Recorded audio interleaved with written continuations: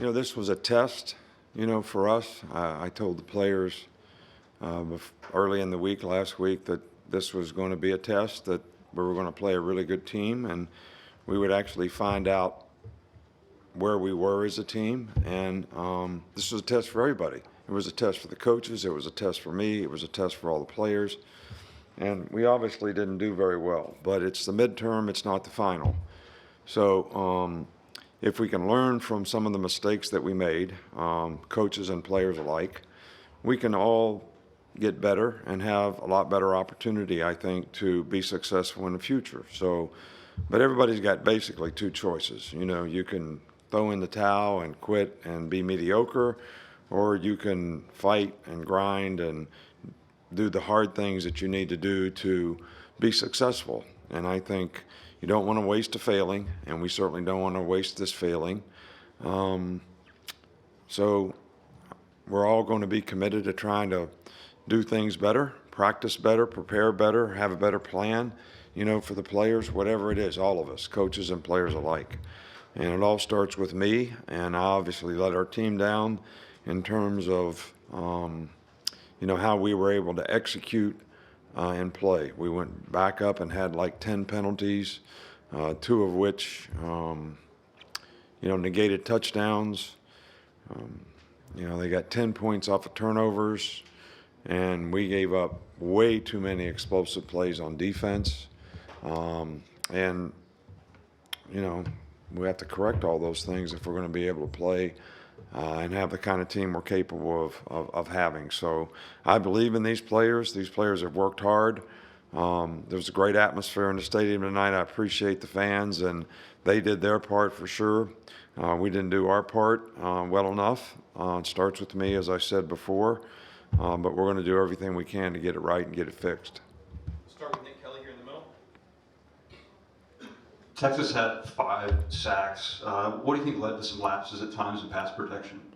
Well, a lot of those sacks were 4-man rushes. One of them, I think, was a 3-man rush. We didn't get any pressure on their quarterback. We're trying to play so we could cover their receivers and rush 4 guys, and we didn't affect him at all. And,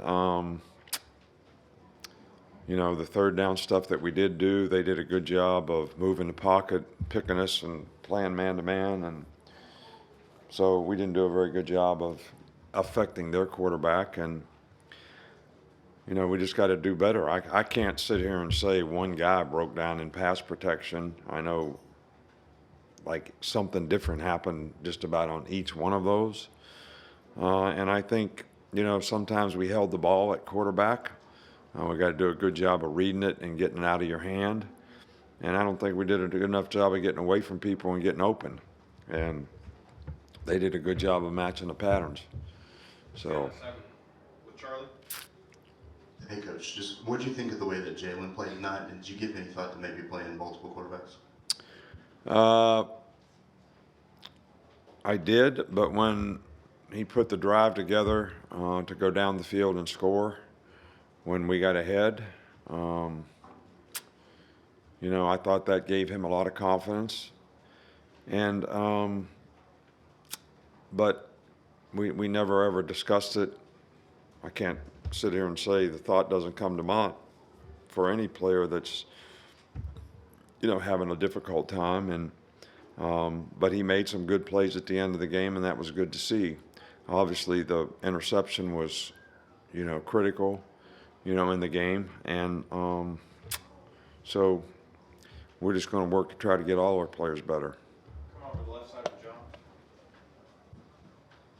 What did you see from Quinn Ewers and the job he was able to do, kind of moving the ball and hit some of those deep passes against you guys? Well, we didn't do a very good job adjusting to some motions. We made some mental errors, got people in the wrong spots, and we didn't match the patterns. A couple times we were fine. We had a middle of the field safety. We got pass interference a couple times. They made a good catch one time. Colade had a guy covered really well, and 5 made a really good catch. And we were playing quarters, and they had a quarters beater, and we didn't poach the safety. I mean, it's a lot of technical stuff, but can't let people throw the ball over your head if you're playing in the secondary, so we need to get that fixed. We'll go to Matt. Any other questions? What do you think is the root cause behind having so many bad or bobbled snaps? That's a good question. It was very surprising to me. We haven't had an issue with that in the past. We haven't had an issue with that in practice. And, you know, those kinds of things put you behind the 8 ball on offense. You know, you get a 5-yard penalty. We had a couple of those false starts. I think we had 2 snaps and 1 false start. So put you behind in sticks. So the discipline of playing, and this is one of the things I talk to our players about, is it's great to have emotion and play with emotion. Everybody should have that. But that motion has to be channeled into tangible, functional execution. So you got to focus on the task at hand, one play at a time. It's got to be very intentional. If you get emotional, then you make bad choices and decisions. Your brain doesn't work like it needs to, and bad things happen. Whether you make mistakes on defense, whether you snap the ball poorly, whether you jump off sides. I mean, we had a chance to stop them at the end of the game a couple times, and you know, couldn't get off the field, let them, you know, bleed the clock. So just all in all, we just didn't do what we needed to do to have a chance to be successful against a good team. Ryan Hennessy.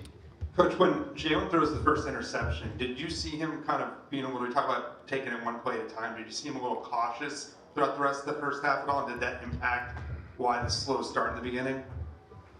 I can't really answer that. Probably a better question to ask him.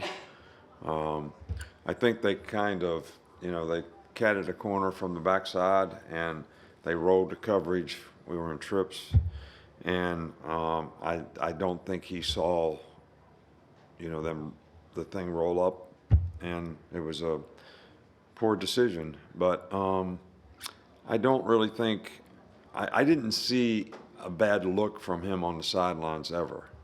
You know, he was into it. He was talking to Tommy. He was getting new information.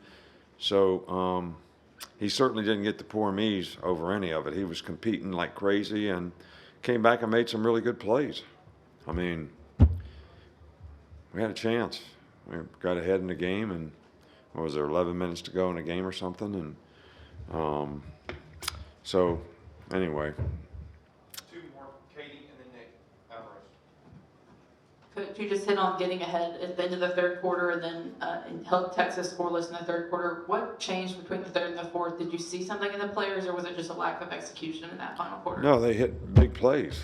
I mean, if you look at until the end when they ran the clock out with like 5 or 6 minutes to go, we had a chance to stop them on third down. They ran for first down. We had another chance to stop them on third down, jumped off sides. But all the plays that they made were all explosive plays. All were explosive plays. And that was the difference. They didn't make explosive plays in the third quarter. And we played better. We got off the field on third down. So they took a lot of shots in the game, and they made them. And we knew they would take shots in the game. They did last year. That's how they play, and it's a good way to play. So, but if you play them correctly, they can turn out to be long foul balls too. And we didn't do that. We didn't make that happen. Finish with Nick. How did you feel like you guys handled substitutions and alignment on defense when Texas went hurry up? A couple times not good, and that's when we missed. Twice missed a match on the, you know, wide delay pass where they fly the back out, tight end comes across. We didn't match the pattern. So, and I think in both cases, I think we had to call, but I think when they went hurry up on it, we were on our heels. So I don't think we did a good job of that. Coach, thank you. We good? All right, thank you. Appreciate it. But I do think that there was a great atmosphere out there. You know, our fans did a tremendous job. We appreciate the support. It was fantastic. And, you know, it's a privilege to play in games like this. It's a privilege to play at the University of Alabama. It's a privilege to play where you have such great tradition, and it's a privilege to play where you have such great fan support. So we really appreciate it. Thank you.